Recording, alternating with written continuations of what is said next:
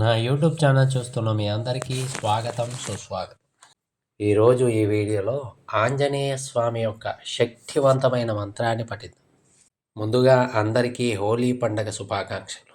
పౌర్ణమి రోజు ఆంజనేయ స్వామి యొక్క ఆరాధన చేస్తే భూతప్రేత పిశాచ బాధలు మరియు మంత్రతంత్ర బాధలన్నీ తొలగిపోతాయి.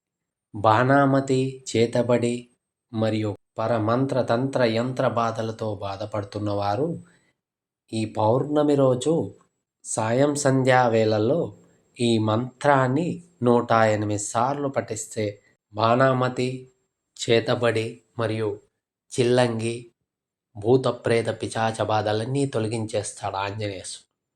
ఆంజనేయ స్వామి అనుగ్రహంతో సర్వ మంత్ర తంత్ర యంత్ర బాధలన్నీ తొలగిపోతాయి. కనుక ఈ మంత్రాన్ని నిష్టగా, భక్తితో, శ్రద్ధతో పఠించండి. ఆంజనేయ స్వామి అనుగ్రహానికి పాత్రుడు. శక్తివంతమైన హనుమాన్ మంత్రం. ఓం హరిమర్కట మర్కటాయ పరయంత్రభయ పరమంత్రభయ పరతంత్రభయ పరవిద్యాచేదయ ఛేదయ. ఓం హరిమర్కట మర్కటాయ పరయంత్రభయ పరమంత్రభయ పరతంత్రభయ పరవిద్యాచేదయ ఛేదయ. ఓం హరిమర్కట మర్కటాయ పరయంత్రభయ పరమంత్రభయ పరతంత్రభయ పరవిద్యాచేదయ ఛేదయ. ఓం హరిమర్కట మర్కటాయ పరయంత్రభయ పరమంత్రభయ పరతంత్రభయ పరవిద్యాచేదయ ఛేదయ. ఓం హరిమర్కట మర్కటాయ పరయంత్రభయ పరమంత్రభయ పరతంత్రభయ పరవిద్యాచేదయ ఛేదయ. ఓం హరిమర్కట మర్కటాయ పరయంత్రభయ పరమంత్రభయ పరతంత్రభయ పరవిద్యాచేదయ ఛేదయ. ఓం హరిమర్కట మర్కటాయ పరయంత్రభయ పరమంత్రభయ పరతంత్రభయ పరవిద్యాచేదయ ఛేదయ. ఓం హరిమర్కట మర్కటాయ పరయంత్రభయ పరమంత్రభయ పరతంత్రభయ పరవిద్యాచేదయ ఛేదయ. ఓం హరిమర్కట మర్కటాయ పరయంత్రభయ పరమంత్రభయ పరతంత్రభయ పరవిద్యాచేదయ ఛేదయ. ఓం హరిమర్కట మర్కటాయ పరయంత్రభయ పరమంత్రభయ పరతంత్రభయ పరవిద్యాచేదయ ఛేదయ. ఓం హరిమర్కట మర్కటాయ పరయంత్రభయ పరమంత్రభయ పరతంత్రభయ పరవిద్యాచేదయ ఛేదయ. ఓం హరిమర్కట మర్కటాయ పరయంత్రభయ పరమంత్రభయ పరతంత్రభయ పరవిద్యాచేదయ ఛేదయ. ఓం హరిమర్కట మర్కటాయ పరయంత్రభయ పరమంత్రభయ పరతంత్రభయ పరవిద్యాచేదయ ఛేదయ. ఓం హరిమర్కట మర్కటాయ పరయంత్రభయ పరమంత్రభయ పరతంత్రభయ పరవిద్యాచేదయ ఛేదయ. ఓం హరిమర్కట మర్కటాయ పరయంత్రభయ పరమంత్రభయ పరతంత్రభయ పరవిద్యాచేదయ ఛేదయ. ఓం హరిమర్కట మర్కటాయ పరయంత్రభయ పరమంత్రభయ పరతంత్రభయ పరవిద్యాచేదయ ఛేదయ.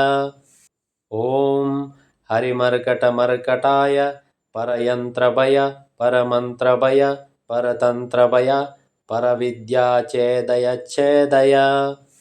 ఓం హరిమర్కట మర్కటాయ పరయంత్రభయ పరమంత్రభయ పరతంత్రభయ పరవిద్యాచేదయ ఛేదయ. ఓం హరిమర్కట మర్కటాయ పరయంత్రభయ పరమంత్రభయ పరతంత్రభయ పరవిద్యాచేదయ ఛేదయ. ఓం హరిమర్కట మర్కటాయ పరయంత్రభయ పరమంత్రభయ పరతంత్రభయ పరవిద్యాచేదయ ఛేదయ. ఓం हरिमर्कटमर्कटाय परयन्त्रभय परमन्त्रभय परतन्त्रभय परविद्याचेदयच्छेदय ॐ हरिमर्कटमर्कटाय परयन्त्रभय परमन्त्रभय परतन्त्रभय परविद्याचेदयच्छेदय ॐ हरिमर्कटमर्कटाय परयन्त्रभय परमन्त्रभय परतन्त्रभय परविद्याचेदयच्छेदय ॐ हरिमर्कटमर्कटाय परयन्त्रभय परमन्त्रभय परतन्त्रभय परविद्याचेदयच्छेदय ॐ हरिमर्कटमर्कटाय परयन्त्रभय परमन्त्रभय परतन्त्रभय परविद्याचेदयच्छेदय ॐ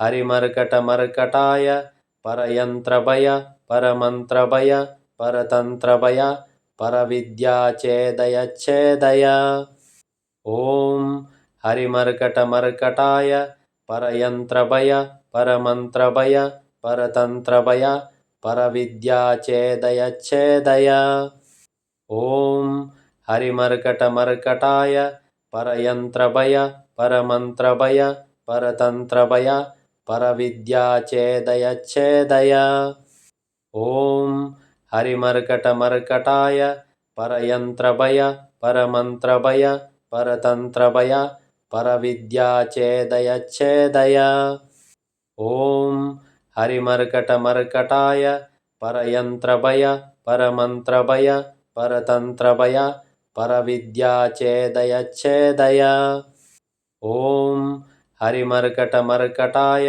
परयन्त्रभय परमन्त्रभय परतन्त्रभय परविद्याचेदयच्छेदय ॐ हरिमर्कटमर्कटाय परयन्त्रभय परमन्त्रभय परतन्त्रभय परविद्याचेदयच्छेदय ॐ हरिमर्कटमर्कटाय परयन्त्रभय परमन्त्रभय परतन्त्रभय परविद्याचेदयच्छेदय ॐ हरिमर्कटमर्कटाय परयन्त्रभय परमन्त्रभय परतन्त्रभय परविद्याचेदयच्छेदय ॐ हरिमर्कटमर्कटाय परयन्त्रभय परमन्त्रभय परतन्त्रभय परविद्याचेदयच्छेदय ॐ हरिमर्कटमर्कटाय परयन्त्रभय